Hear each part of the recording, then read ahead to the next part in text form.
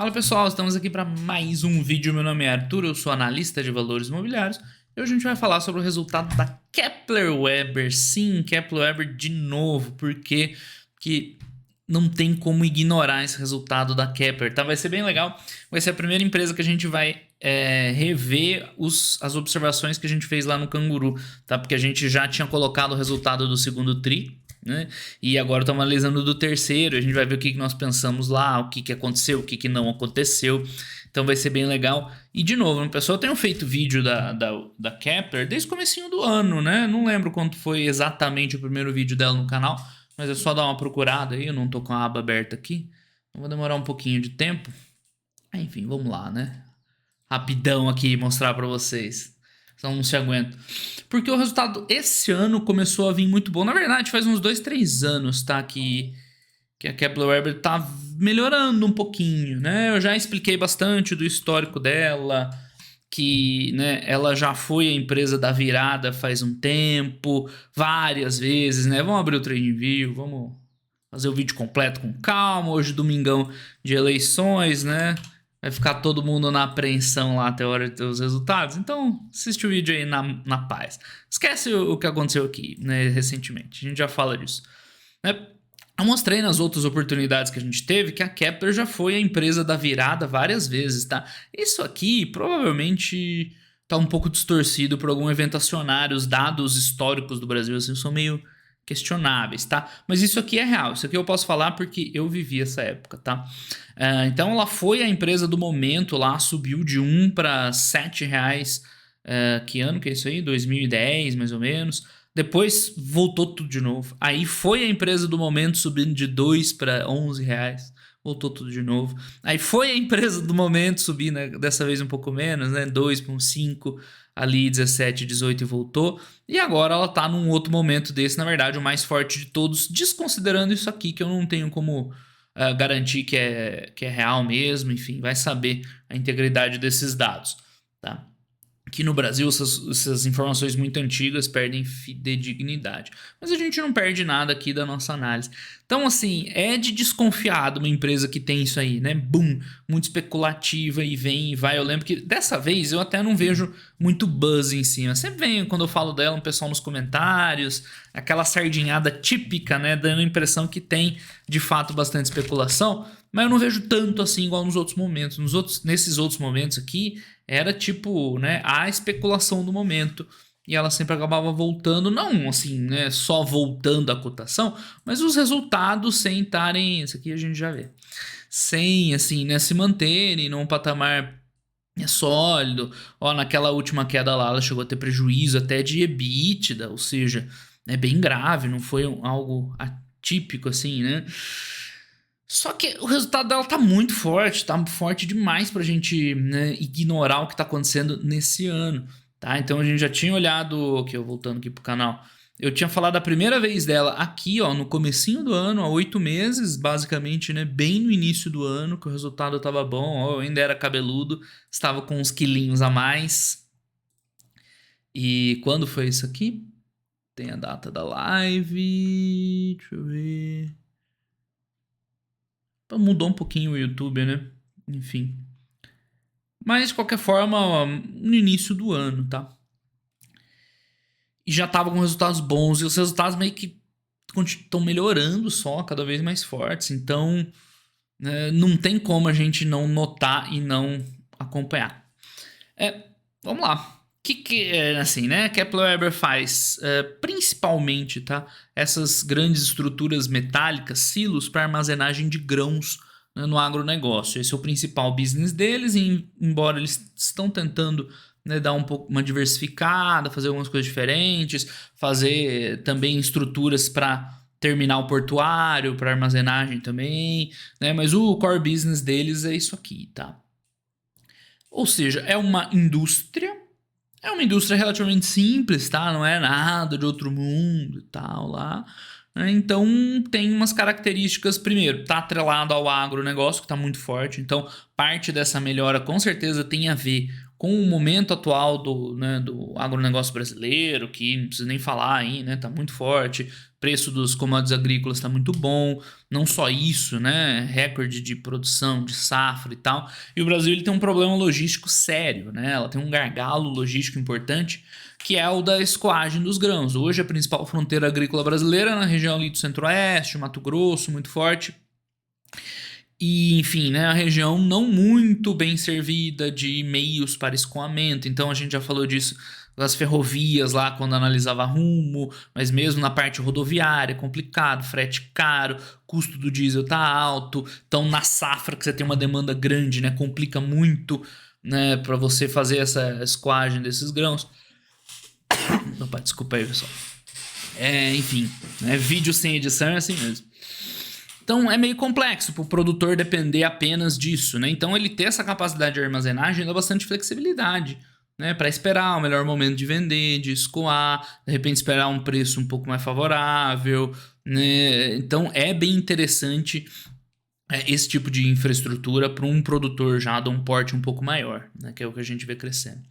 E os resultados não tem nem muito o que falar, tá? Receita 50% acima.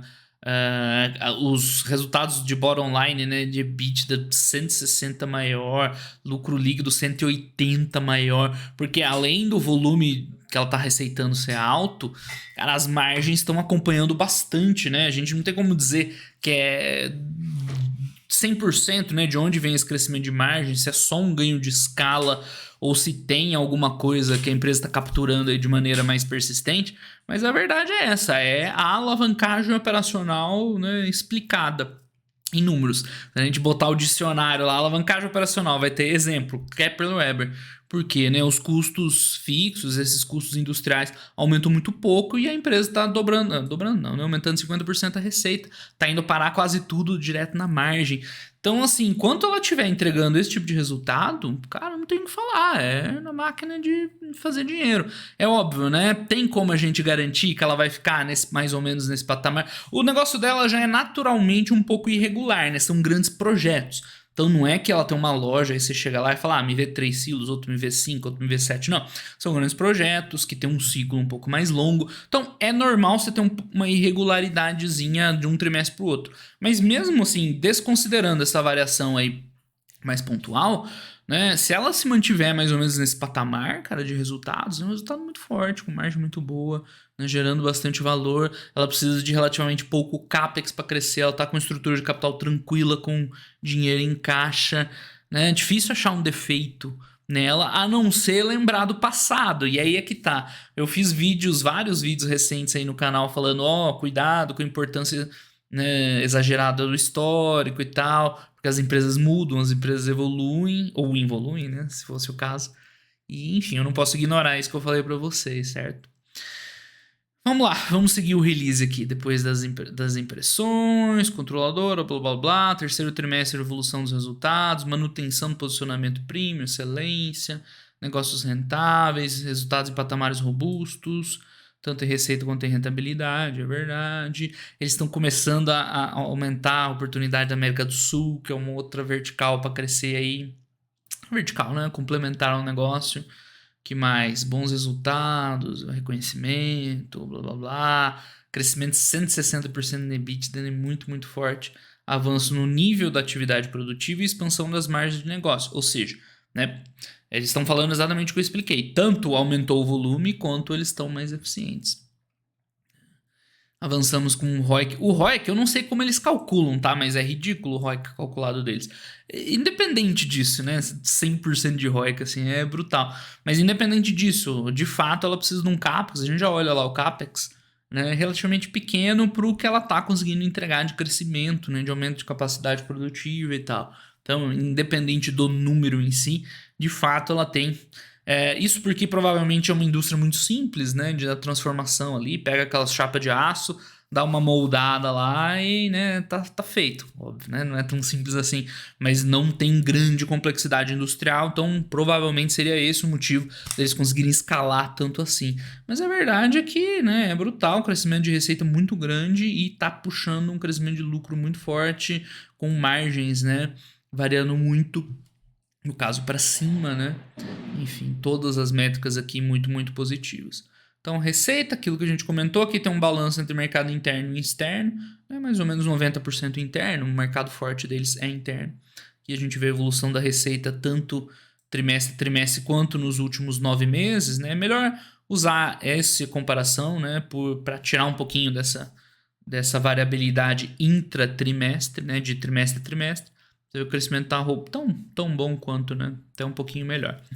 Bom, eles separam as atividades em alguns segmentos, né? O mais importante é esse, pós-colheita, que seriam aí esses espaços de armazenagem, silo, né? Não sei, deve ser correto o nome, silo, de armazenagem de grãos, né? Após a colheita nas fazendas. Esse é o feijão com arroz da empresa, né? Receita super forte aí, crescendo 50%. Vai depender com o que você quer comparar, mas está crescendo muito, né? Bastante. Tá, um aumento de tanto, ó, robusta carteira de pedidos, né? Produtor rural capitalizado, a gente já fala disso mais para frente. Ações estratégicas de vendas.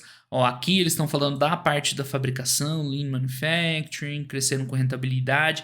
Então fica difícil a gente ver se esse patamar de margens é só porque ela está receitando muito e aí tem uma alavancagem operacional de volume, né, de escala, ganho de escala, ou se de fato eles estão ganhando margem no processo fabril. Porque se isso for se confirmar, aí fica mais interessante, né? Isso, né, levaria a gente a crer que mesmo numa eventual, né, desaquecimento dessa receita, se eles mantiverem essas margens, já está muito bom.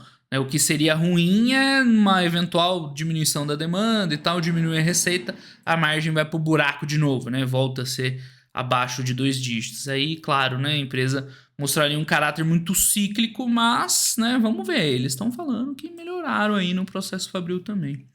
Esforço, mercado de segmento pós-colheita, inteligência de marketing, é isso aí, né? Novas vendas relevantes, que vai faturar nos próximos tris. Isso é legal, né? Como a empresa é desse ciclo relativamente longo, né? Então, venda é quando eles fecham um contrato. Mas o que é fechar um contrato? É sentar lá com o produtor e falar, ó, eu quero isso. Beleza. Isso é a venda, tá? Ele ainda não foi receitado, ainda não foi faturado, não passa pelo balanço. Então, isso vai entrar nos próximos resultados, né? Um ciclo relativamente longo. Então, depois que ela fecha essa venda, aí que ela vai fazer encomenda da matéria-prima, ela vai pegar, vai montar e vai entregar para o cliente aí sim faturar. Né? Então, é bem interessante esse modelo, né? Faz a empresa acabar não rodando com tanto estoque, ela consegue dimensionar mais ou menos, né, pela necessidade que estão entrando nos pedidos. Então, eles sabem que o quarto tri vai vir muito forte já, eles falaram lá no call. Né, dá um pouco de previsibilidade, tá? Enfim, os negócios internacionais a gente destacou lá, tá crescendo também, né? Mais ou menos aí bons números de crescimento. Eles citaram lá no call um projeto na Venezuela, outro no Uruguai, que eles colocaram na apresentação, quem quiser dar uma olhada. Deixa eu ver se tem algum comentário sobre o futuro, não, né? Tá. Olha na rosquinha aqui, né, a contribuição de cada uma. Então aqui é 75%, né? É o principal negócio da empresa. Esse é o mesmo negócio, só que é fora do Brasil, né? Basicamente a mesma coisa, só que fora do Brasil.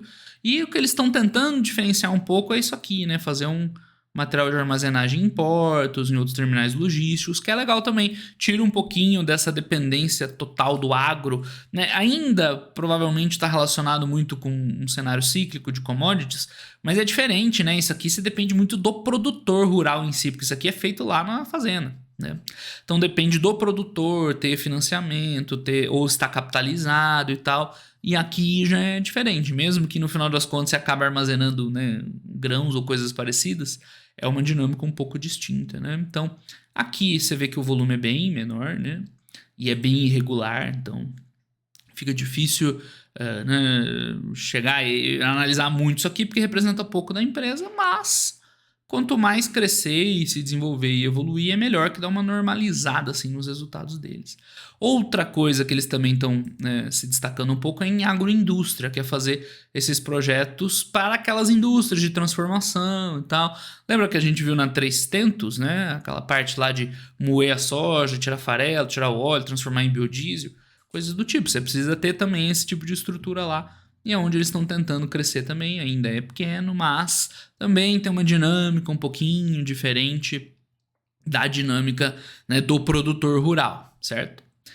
E por último, reposição em serviços. Isso aqui eu achei legal, tá? Primeiro, já não é tão galinha morta assim, né? 10%, já não é tão pouco.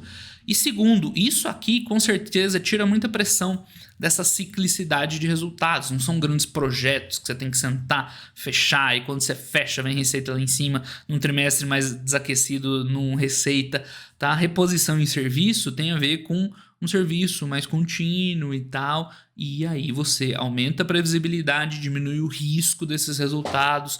Então, quanto mais crescer isso aqui, mais interessante começa a ficar também, e a gente vê que segue lá evoluindo também. É que tá crescendo tanto os silos lá, a parte cíclica, que parece que é pouco, né? Mas é uma evolução importante, e esse segmento aqui, quanto mais crescer e representar mais aqui no mix, mais interessante fica a Kepler como empresa, né? Porque aí ela acaba se dissociando um pouco desse caráter, né, agro, preço das commodities alto, vamos ganhar dinheiro, e aí no momento ruim do ciclo, né, tem prejuízo, ela fica mais longe de chegar num momento desse, né? Motor de fatores, performance de vendas, soluções, melhorias. Então eles comentaram no call também que tem, né, estão tentando oferecer novos produtos aqui de serviço e tal. Vamos ver onde anda. Enfim, isso aqui é espetacular, tá? O quanto o CPV ele evolui pouco em relação à receita. A gente viu que a receita subiu 50%.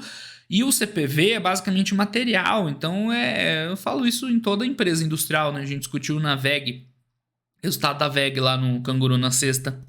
Agora eu descobri que dá pra pôr nos cards. Eu vou colocar aí nos cards aqui em cima os vídeos que não são do meu canal. Quando 75% do teu custo é material, meio que você fica vendido, né? Você depende do quanto você compra de matéria-prima, né? Você tem muito pouca gestão sobre o CPV. E a gente vê ele crescendo muito menos que a receita, né? Impressionante essa alavancagem operacional.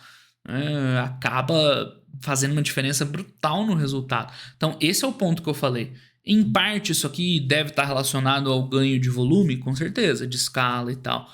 Mas se eles conseguirem ganhar eficiência fabril, assim, a ponto de pelo menos sustentar parte dessa margem aqui, né, em outros cenários, cara, ficaria muito mais interessante para a empresa, muito mesmo, né?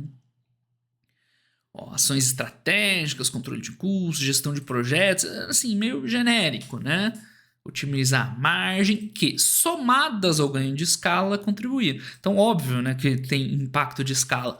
Mas se tiver de fato muita influência disso aqui, começa a ficar bom pro lado dela, né? Enfim, despesa de vendas gerais administrativas, essa é bem sussa, né? É um percentual bem baixo em relação às receitas da empresa, é claro, né? Sempre tem comissão, tem um time comercial que vai atrás dos produtores para fechar, então elas vão crescer com o aumento da receita normal, né? Mas representa muito pouco, a gente está vendo uma diluição dessas despesas frente à receita, que contribuem para o ganho de margem também, né? Então, muito bom esse momento. A Kepler é a alavancagem operacional na veia, né? Na veia total. Diluição de custo e crescimento de bottom line, tá? Aqui é só despesa geral, né? Aqui é vendas. Desculpa, então mesmo a despesa de vendas está crescendo abaixo da receita e a geral administrativa é espetacular, né? Vai crescendo só 20%, com a receita crescendo 50% e o lucro bruto crescendo mais, bem mais que isso, né? Não lembro quanto foi. Ou seja, isso aqui é absurdo, né? Enfim, e esse aumento ainda de 25% está relacionado com um negócio, né? Uma despesa com viagens, serviços de terceiros. Então, não é a galera da gestão que está lá no escritório que agora está pedindo cafezinho gourmet e aumentou o preço. Não, tá relacionado com o crescimento das vendas também, tá? E diluindo despesa fixa. Muito, muito bom. Outros resultados financeiros, ela está com caixa, então não tem muito o que falar, né? Então, a maior preocupação das empresas brasileiras nesse ciclo de resultado, que é, né, o impacto financeiro da dívida para eles é irrelevante, né? 5 milhões, absolutamente irrelevante. Então, assim, os números estão muito bons, né? Aqui a gente vê a reconciliação do EBITDA com lucro, nem tem muito o que falar. Os ajustes não são nada, né, expressivo. Uma outra coisinha, então EBITDA e lucro líquido crescendo na mesma toada. Lembrando, né, eles têm relativamente pouco CAPEX, é pouca depreciação e amortização para esse tipo de negócio. Então, enfim, tanto faz se você quiser ver evolução de EBITDA. Como não tem dívida também, não tem resultado financeiro, meio que tanto faz. Vê lucro, vê EBITDA, vê EBIT, veja só a geração de caixa que tem um pouco de descasamento com contas a receber, estoque e tal. Mas você pode usar qualquer indicador aqui que vai funcionar bem. Né? Simplifica bastante a análise, tá? Lucro líquido 115 milhões, boa margem, fluxo de caixa, olha o quanto subiu o resultado, né? Absurdo. Então a empresa pagou dividendo, teve um aumentinho de capital de giro que é normal, né? Pelo aumento na carteira de pedidos, enfim, levantou o caixa, né? Pagou financiamento, ainda sobrou mais dinheiro no final. Aí foi um ano muito, muito favorável, tá? O ROIC que eles calculam, não sei como, né? Acima de 100%. Mas enfim, o que eu falei no começo do vídeo, né? Independente do número, é um retorno muito forte, porque olha só o CAPEX, olha o quanto ela investiu em CAPEX no ano para aumentar a capacidade produtiva e tal. 30 milhões, gente, não é nada. Se pegar o EBITDA desse trimestre, foi 150. Então ela investiu até agora no ano 30 milhões, é menos de 10% do que ela gerou de caixa. De fato, seja qual for o ROIC, né, é um retorno sobre investimento absurdo, né? Muito, muito bom. Bom, os investimentos foi modernização, expansão da capacidade produtiva, novos produtos. É muito, muito irrelevante e ela está investindo basicamente em aumentar a capacidade de fabricação. Né? Basicamente isso. Para aproveitar esse momento favorável, né, do negócio. Continuamos evoluindo com plano de investimentos, importante movimento do Parque Fabril de Panambi. Eles têm 2 fábricas, essa aqui no Rio Grande do Sul, Panambi, né? E mais uma, que não está escrita aqui, né? 48% plano de investimentos, blá blá blá, pintura, novas máquinas. Ou seja, né, os caras estão investindo e é pouco, né? E é relativamente pouco dinheiro perto do que está entrando, ou seja, é a situação ideal, né? Você põe pouca grana e tem um crescimento brutal. Então, em relação à dívida, né, os caras estão com caixa, tem 300 milhões em caixa e 150 de dívida, isso porque tem umas dívidas que deve ser custo muito barato, né, FINEP, créditos subsidiário, agro, provavelmente, então tá com 150 milhões em caixa, sus, tranquilaço. Tá pagando dividendo porque meio que não tem o que fazer com o dinheiro, né? Vou fazer o que com o dinheiro? Já tá investindo, o CAPEX é alto, né?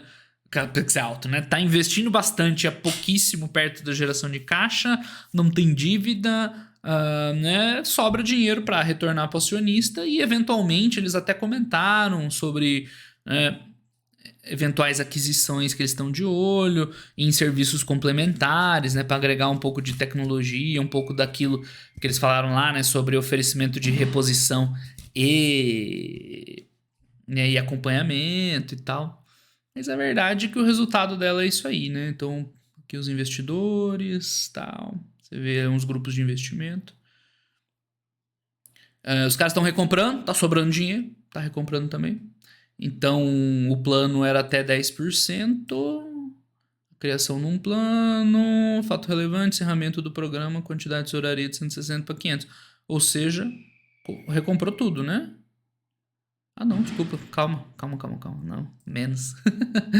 Né, o plano era 9 milhões de ações, eles compraram bem pouco, 300, tá? Foi pouquinho. Fizeram uma aquisição dessa Procer, que é uma empresa que vai agregar nessa questão de tecnologia da empresa lá, que eles estão aí prometendo explicar nesse Kepler Day. Então vamos assistir isso aqui. Vai ser dia 22 de novembro, tem lá a inscrição já no site de RI, façam lá que nós vamos acompanhar, porque é legal tentar entender um pouco mais sobre a empresa, porque, cara, os números estão muito bons, né? Ainda é aquela situação de, e aí, né? É real mesmo? Ela vai ficar nesse patamar? Não vai? É resultado de um ponto forte do ciclo? É um resultado de uma melhora expressiva da empresa? É difícil dizer, né? Mas que os resultados estão muito fortes, isso estão. Por isso que aquele Kepler Day lá vai ser muito importante para a gente tentar entender um pouquinho melhor da empresa, do futuro dela, coisas do tipo. Mas, enquanto isso, antes da gente terminar, né? Eu tenho aqui o grande motivo da gente fazer os resuminhos e tal lá no Canguru é justamente para agora. Né? Olha lá o que a gente estava pensando da Kepler, né, vendo o resultado anterior. Né? a empresa estava lá, batendo recorde de vendas, ela estava crescendo muito, mas o primeiro TRI tinha sido mais forte que o segundo, agora a gente viu um terceiro TRI muito forte, ou seja, né, aquela variaçãozinha assim normal, e o mais importante de tudo, né, a receita tá crescendo forte, tá? Então foi uma das principais observações que eu fiz aqui, ó. E aí, a receita vai continuar diminuindo porque ela do primeiro para o segundo tri ela deu uma acomodada. Então poderia ter sido, né, foi um momento favorável que já está acomodando. Não, de jeito nenhum, né? Veio muito forte nesse terceiro tri, tá? Margens mais altas ainda, os resultados melhores ainda, mais geração de caixa, as iniciativas de investimento, né? Teve aquisição que a gente viu agora, o CAPEX a gente viu lá tranquilo, vamos ver lá no Investor Day mais detalhes. Mas as dúvidas, né, o que a gente colocou aqui para acompanhar no próximo resultado veio o melhor possível. Né? Receita reverteu para alta, né? A receita cresceu muito, os números continuam com a mesma dinâmica, ou seja, né, da receita, EBIT e lucro líquido cresceram pra caramba. E eu lembro que eu coloquei isso aqui porque, ó, se ela tá dando muito dinheiro, tem que ver o que ela vai fazer com o dinheiro. Vai investir, vai crescer, vai retornar o capital, e a gente viu mais ou menos ali um pouco disso, né? Que o caixa tá lá, tá aumentando, eles estão fazendo aquisição, já pensando, já pagando dividendo, fizeram uma recompra, ou seja, né, sobrando dinheiro, e eles estão tentando alocar na melhor forma possível aí para dar retorno para o acionista, no qual eles comentaram que, né, a prioridade deles é crescimento, né, mas que eventualmente vai ter um retorno de capital para os acionistas. Então, por isso que a gente faz os resumos. É interessante, né? Porque a gente vê o que aconteceu no trimestre passado. Então, dá pra ver que a gente tava com um pouquinho de dúvidas aqui, né? Segundo tri, talvez um pouco mais fraco. Mas não, né? Essas dúvidas foram por água abaixo, muito forte. Pelo visto, o quarto tri deve ser também, pelo que foi comentado. Ou seja, né? Pelo menos esse ano o resultado é pra valer. É real, é muito bom. A grande dúvida é o quanto, né? O quanto isso vai ser sustentável no longo prazo. Então, vamos fazer nosso primeiro acompanhamento sequencial aqui, né? Kepler Weber agora no terceiro trimestre de 2022. Então, né, vamos lá. O momento atual é meio estranho, né? Vou mudar o texto para alguma coisa aqui. Resultado do trimestre, né? Uma coisa mais simples, né? Trimestre mais forte da história da companhia. Eles escreveram isso, né? Crescimento expressivo de receita com alavancagem operacional, né? Porque aí subentende-se que está crescendo lá para baixo também, né? Nem vou botar diluição de custos, que está subentendido. Que mais que a gente pode colocar aqui, né? Melhora das margens. Vamos botar no geral aqui. E diluição dos custos. E por fim, né? Caixa líquido, né? Vou colocar assim genericamente, né? Bottom line forte com caixa líquido.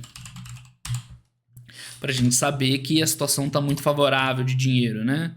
Tá entrando dinheiro, já a empresa não tem dívida, tá tudo certo. Então, o que a gente vai acompanhar nos próximos, né? Esse mantém, o que acompanhar nos próximos resultados. Bom, agora não temos mais aquela dúvida, né? Que, foi um voo de galinha, né? Parece que é pra valer. Mas, ó, principal pra mim, né? Vamos começar assim, né? Continuidade dos altos patamares de receita, né? Isso é importante. Mas o mais importante pra mim é de tudo, né? Observar. Vamos ver se a gente vai conseguir identificar isso ou não, né? Se o ganho de margem é apenas devido à escala,